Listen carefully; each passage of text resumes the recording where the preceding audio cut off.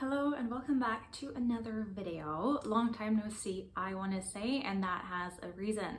This reason I'm going to portray today because it surely has to do with just becoming more and more aware of the dark sides of spirituality and just needing to find my place in this whole community. So what we're going to talk about today is the dark side of spirituality, and I know that a lot of you guys have had a feeling of something being off lately in the community ever since the year 2022 started. I also want to say that this year feels very earthly. This year feels very much connected to Mother Gaia, Mother Earth, and so this can have something to do with us wanting to come more to our bodies, back more to our minds and our human existence rather than being up in the air and floating around in space, right? So make sure you watch all the way through the video because I want to tell you that the last one is a pretty juicy one. So let's get into it. The first point of the 7 things that I'm going to share with you today about the darkness and spirituality, and someone had to say it, is the power abuse of sometimes healers, psychics, channelers, all of that. What I mean by that is we may all have heard of even yoga teachers, often male yoga teachers, that have touched other yogis or women in inappropriate places, or healers that have gone through with ayahuasca ceremonies that they have touched women during that process also inappropriately, and all of that. Now this is of course like always something that someone else has heard, someone else has done. What I want to touch on too is the fact that a lot of people have told me stories that they had worked with healers or psychics that have told them what they needed to do. They have told them what their purpose was, what it wasn't, and I have experienced that myself, to the point where this particular person who has experience that they were being told, oh, this is a channel message, or I'm looking into your Akashic records, and no, you can't do this, or you can't be an energy healer, you can't be XYZ, when really that was something that they desired in their heart, and bringing through that message for their own sake because they wanted to have them as their admin person or something like that, and would then channel through that they were supposed to do admin stuff and be in the background person. So things like that. And that's not the only case. Or generally, from my perspective, if someone tells you what you can do in your life or who you are and who you're not, that is a problem. That is a huge problem, because I believe that you carry the greatest wisdom within yourself. And no one else knows it. No one else can find the purpose for you. They can guide you and they can let you know, but I also don't believe that purpose is something that is set in stone. So saying that your purpose is to be a channeler or a dentist or whatever it may be, it's a little bit of a red flag, to be honest. So beware of that. My second point here is the statement that there is only light, or that spirit is only light. And this is kind of controversial because I know there's a lot of people that say that spirit is only light. From my perspective, I partially disagree with it, just because I have encountered darker energies, darker spirits, all of that, and I'm not saying that I work with these spirits or whatsoever, but it does exist. And it's a little bit problematic to point out when people teach energy to say that, oh no, this does only good and this is only light and nothing else can come through. Of course, everyone usually teaches that you can set an energetic boundary to only channel through the highest and purest frequencies and light to the highest good of the person.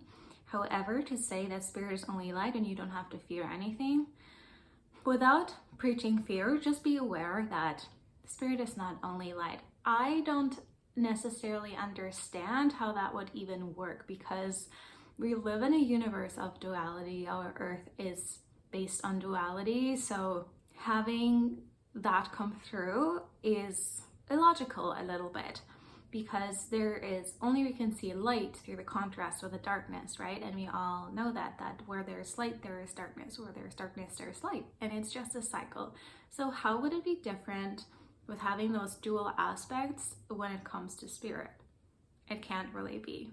This is something that I have noticed in the community, which is a little bit problematic just because it also gaslights people experiences that they had with darker spirits or entities or whatever it may be. And I have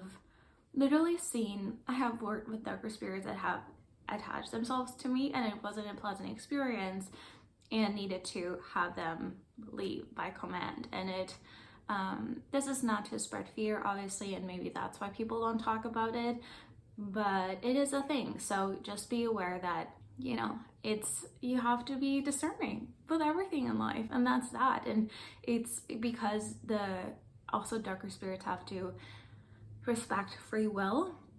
You can always command them away, but there is very advanced healers out there and shamans that detach their workers to extract the spirits from other people that have attached to their energetic field. And so that's just another perspective. Just be open-minded, because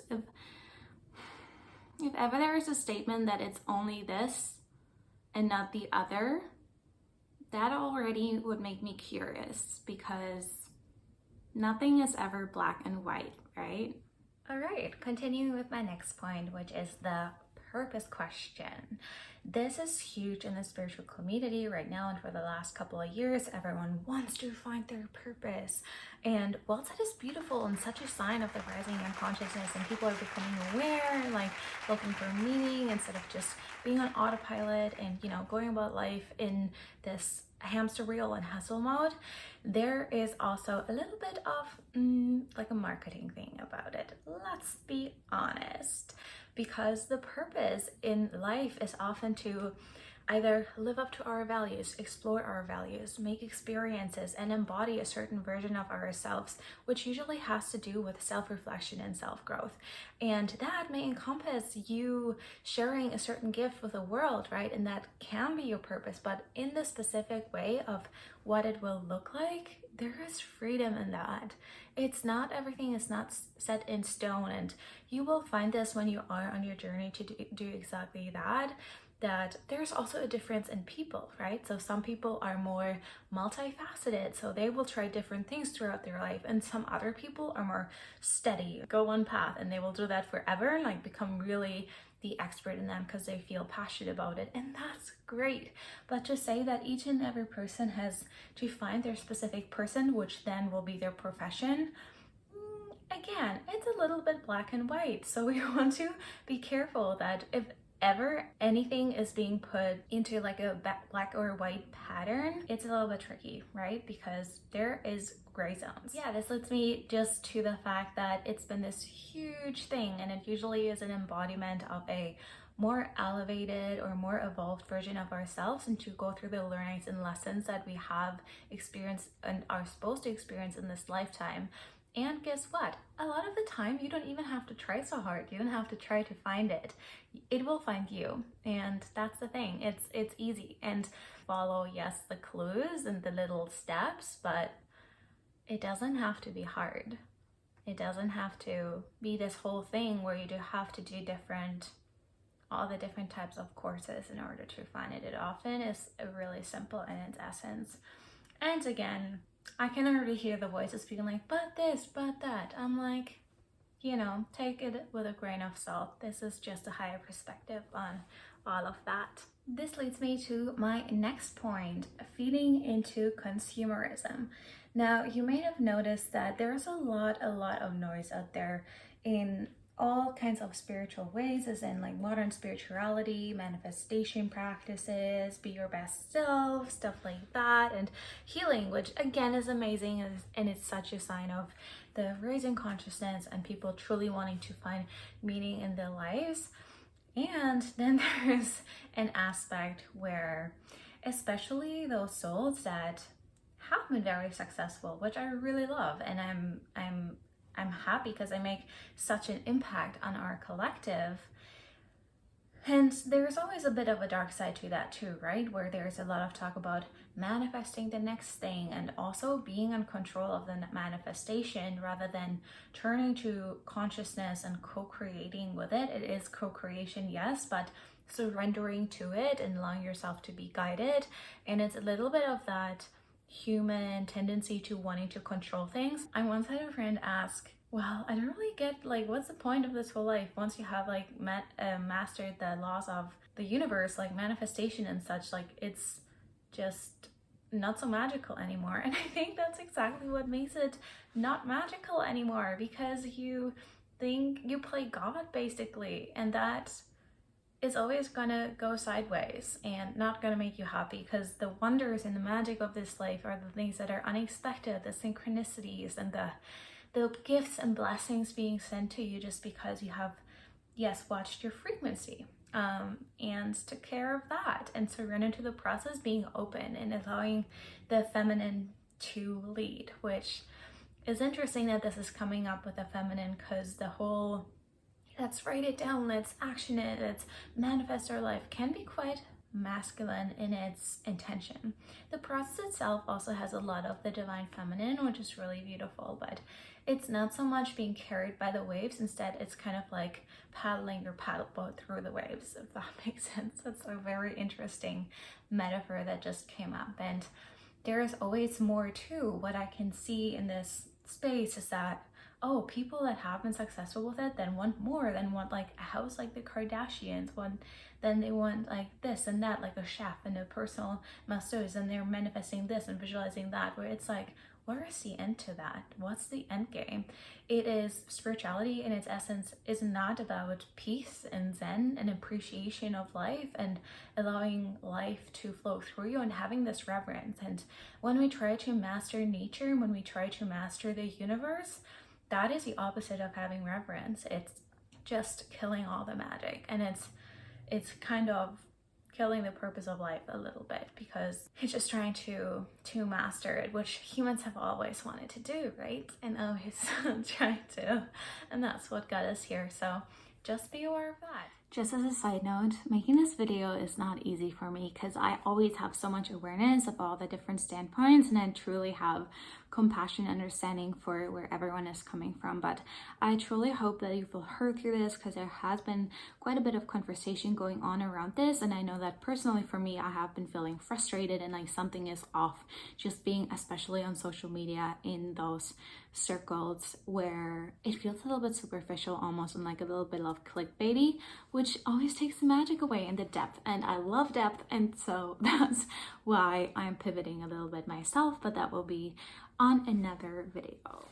A reason why I personally have stopped talking about starseed things and Pleiadians, Lyrians, Arcturians, all of those light beings, is that I have found that it took myself, and it took also other people, a little bit into dissociation from their physical body and from the human existence on Earth.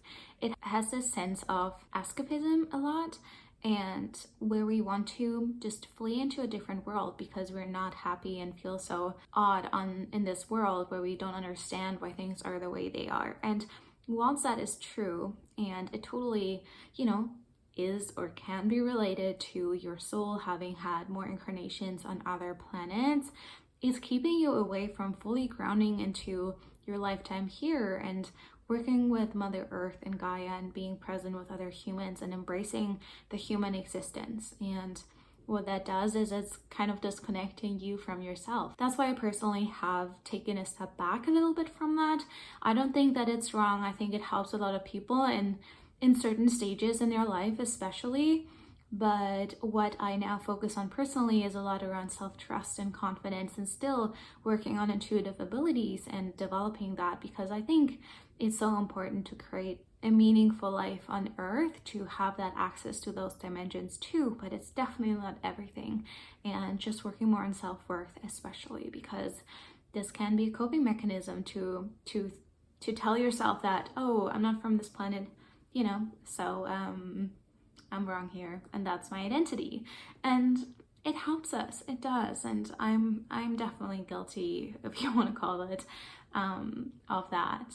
And it has served me through a time in my life, but then recognizing that it can actually be a great disservice to embracing life right now, right here, and doing all of the things that make life so nice, like the smaller things, the slow life and the sensing and seeing the beauty and cooking and baking and like taking care of your children and stuff like that. My next point is about trauma sensitivity and a lack of trauma sensitivity, especially in the spaces of spiritual business and stuff like that. And I'm not saying that this is only for spiritual business, but that's a community and that I surround myself with, and so that's just what I'm seeing. And just the other day I come across this post of someone posting, oh, I have made the experiment and I've found out that fast growth does not trigger the nervous system. And so yeah, anyone who says that is wrong and it's not true, because I've tested it myself. And I'm like, okay, this is a judgment, of course, but if it's true for this person, it doesn't mean that it's true for anyone else. And the way you set up studies and research is not that you research on one person to get a clue on the whole collective. The thing is that with fast growth, the nervous system can actually be triggered because of the adrenaline hits, and adrenaline, of course, you also get when you are scared, right? In fight or flight. And having a lot of growth and a lot of change kind of like triggers that hormone, so to say, and you're on a lot of adrenaline, and that can be addictive, by the way, too, which definitely has happened to me before. And then sometimes you can crash, and that has happened to me before too. I have talked about that on the podcast. I've dealt with I want to say a lighter version of burnout and still recovering from that because my nervous system hasn't felt safe going outside my comfort zone so much in such a short amount of time. And then at some point it just doesn't work anymore. And if you have had a history with trauma, then it can definitely just fire off those protective mechanisms or protective emotions, and you really can go back into a shell and can be hard to recover from that. So just wanting to make aware of that. And there's a lot of talk about, no, you can grow as fast as you want and this and that. And what's maybe true for some people, it's not true for everyone. Sometimes you have to go outside of our comfort zone, but how far can you stretch yourself that you still feel safe in your stretch, that it feels a little bit uncomfortable, but you're not completely losing your shit. So just taking care of yourself with that too, especially if you work with a practitioner or coach or something, and yeah, just focusing on that it is still nurturing for you and that you can feel yourself and trust yourself and really have it be sustainable, because there's a push for fast growth as well, for sure. And with that, my last point being that there is a certain pressure of performing everyone to make a large impact on the collective, large scale impact, like impact a lot of people, or to constantly be in alignment. And what can you do to do this or that to be in alignment, when really that may not be even honoring human being cycles of emotions, or generally is more of a spiritual bypassing of processing your feelings, your traumas, healing all of that.